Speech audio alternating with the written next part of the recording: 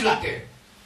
Donc, la Bible parle, étant ses disciples, les disciples de Jésus-Christ, c'est à eux qu'il a confié les clés du royaume des cieux. Frères et sœurs, si ton âme ne reconnaît pas, ton esprit ne reconnaît pas les clés du royaume des cieux, si même à cette époque, tu ne sais pas ce que la Bible appelle les clés du royaume des cieux, le jour où tu meurs, à l'enfer.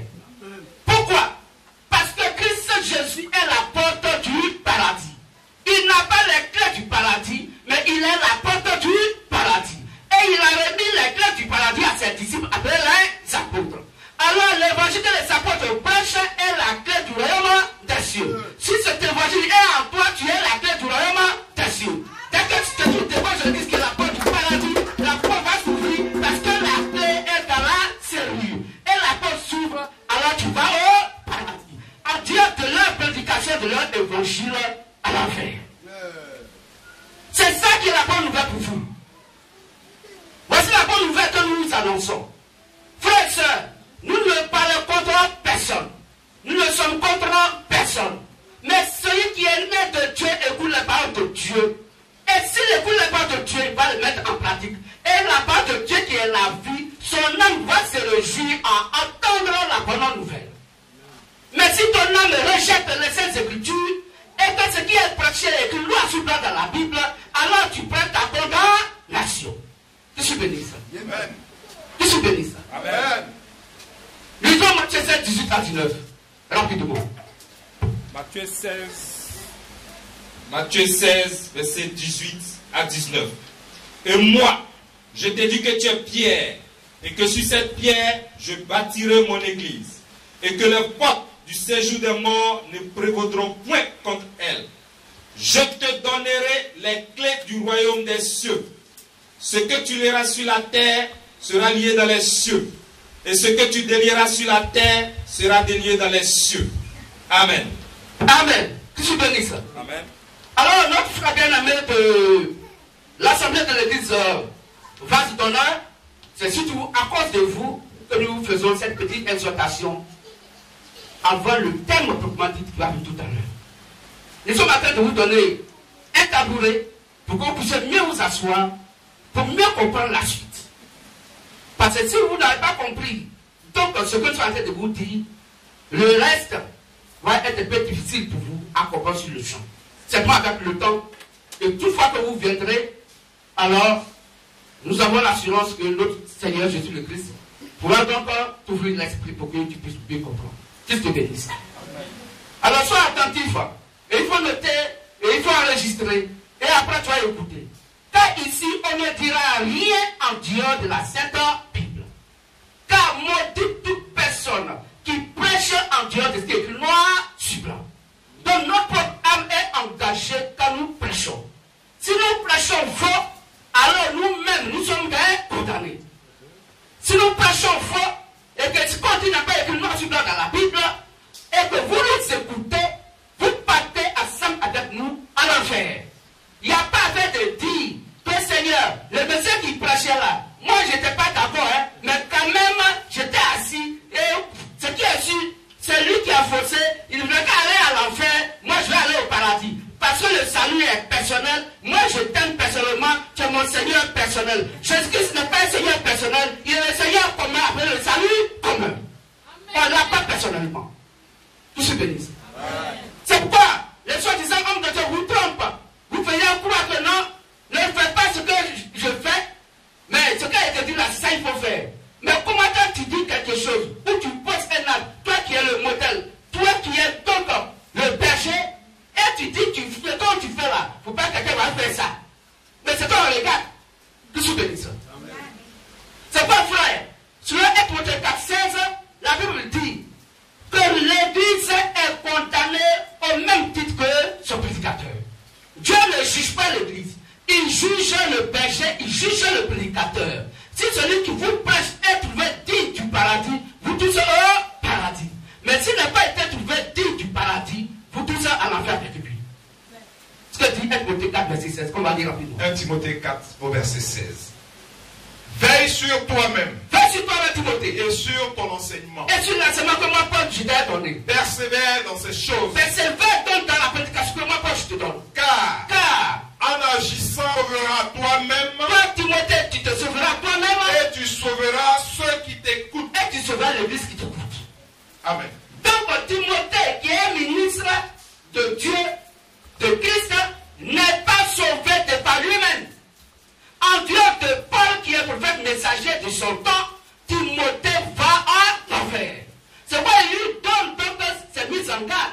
Te vais sur l'enseignement que moi, Paul, je t'ai donné. Persévère dans ces choses. Car en agissant ainsi, Timothée, tu te sauveras, toi, Timothée, et l'église vers laquelle je t'envoie pour prêcher.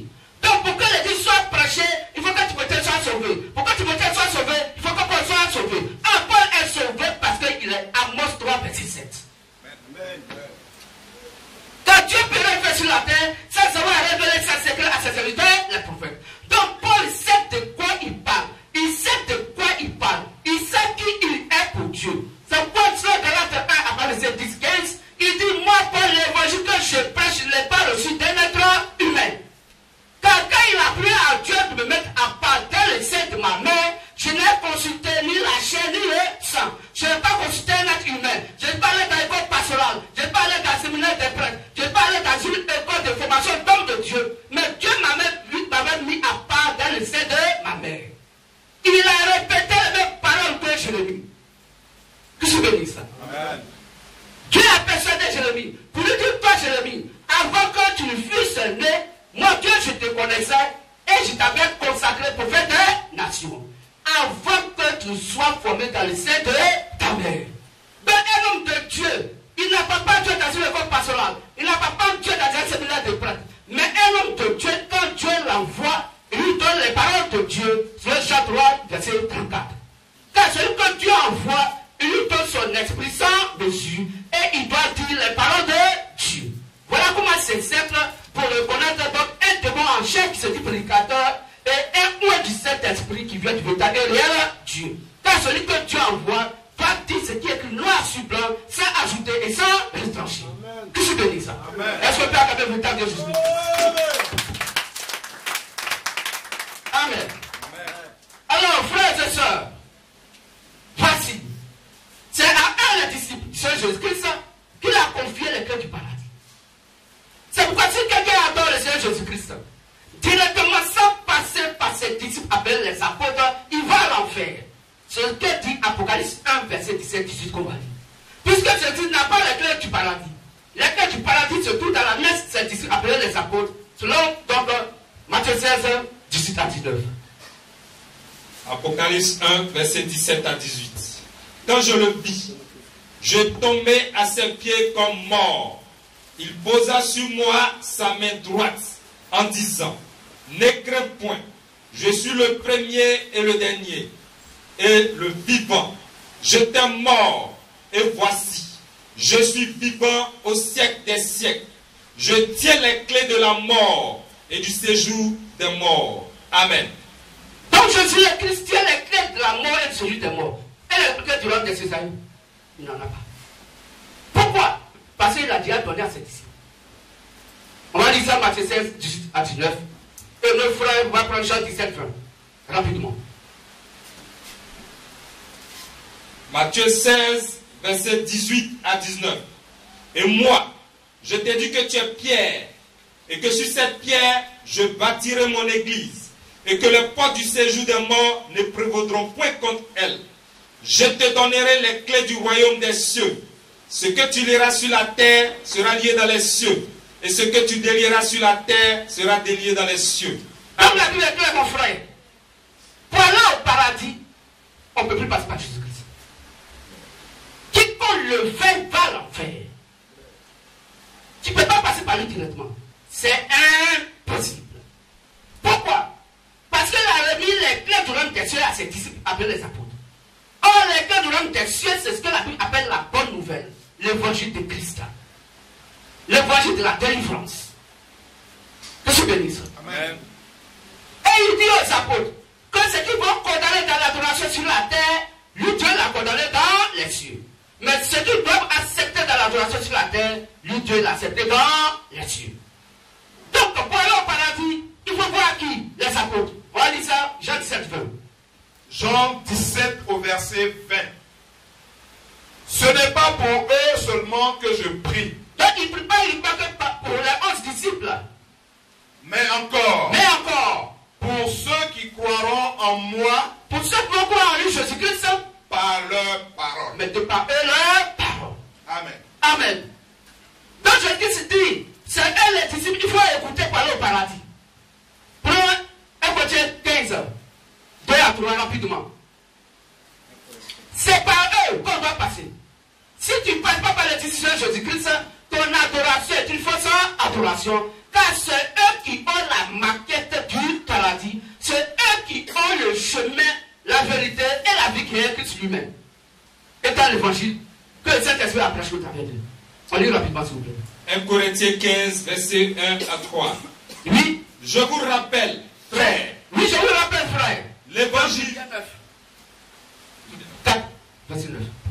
Oui. Je vous rappelle, frère. Je vous rappelle, frère. L'évangile que je vous ai annoncé. L'évangile que je vous ai annoncé. Que vous avez reçu. Et que vous avez reçu. Dans lequel vous avez persévéré. Dans lequel vous avez persévéré. Et par lequel vous êtes sauvés. Et par lequel vous êtes sauvés. Si vous le retenez. Si vous le retenez, oui. Tel que je vous l'ai annoncé. Tel que moi, Paul, je vous l'ai annoncé.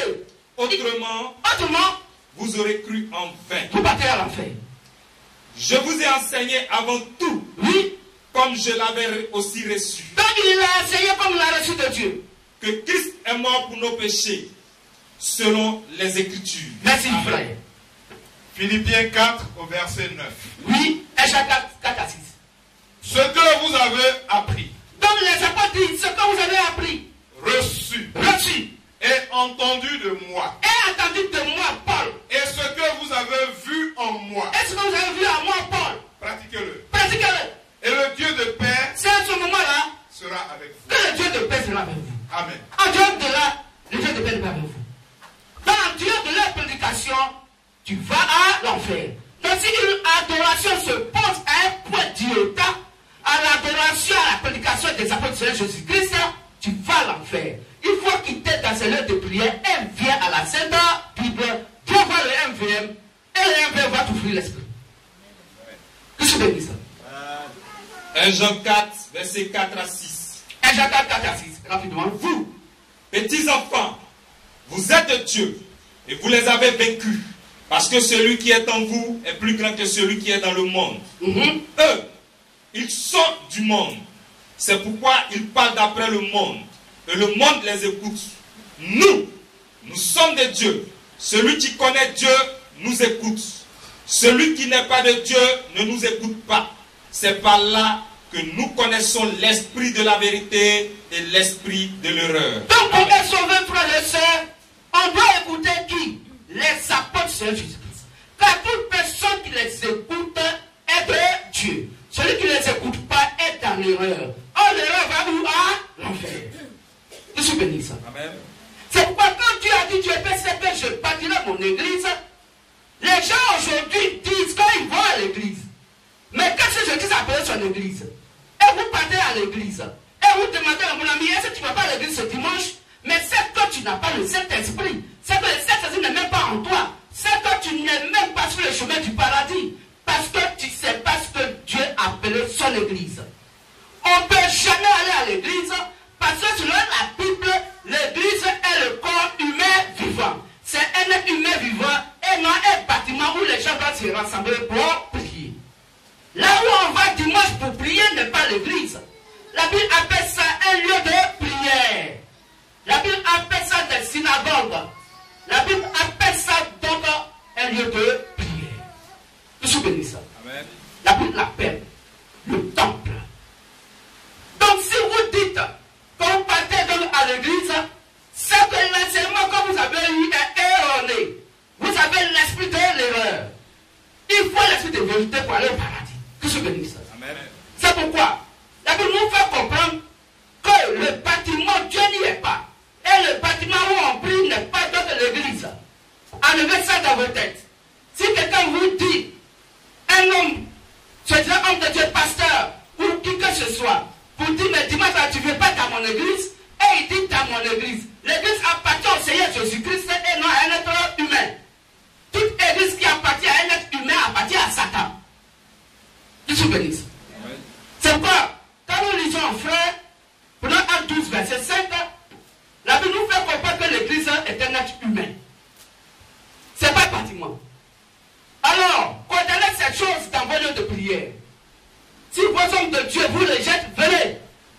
ici, c'est la vérité. Que je bénisse ça. Acte 12. Et nous va prendre acte 14, 27. Acte 12, verset 5. Pierre donc était gardé dans la prison. Pierre était gardé dans la prison. Et l'église ne cessait d'adresser pour lui des prières à Dieu. Et l'église ne cessait d'adresser pour lui des prières à Dieu. Donc si l'église était un bâtiment, un lieu de prière, comment un bâtiment peut prier pour Pierre? Parce que l'église ne cessait d'adresser donc des prières à Dieu pour lui. Que je bénisse. Donc comment les gens vous mettent donc dans le mensonge, vous faisant croire qu'un homme qui peut aller à l'église. Le jour où vous partez à part à l'église, c'est que vous n'avez pas encore compris Dieu. L'autre verset, on va lire rapidement. Acte 14 au verset 27. Oui.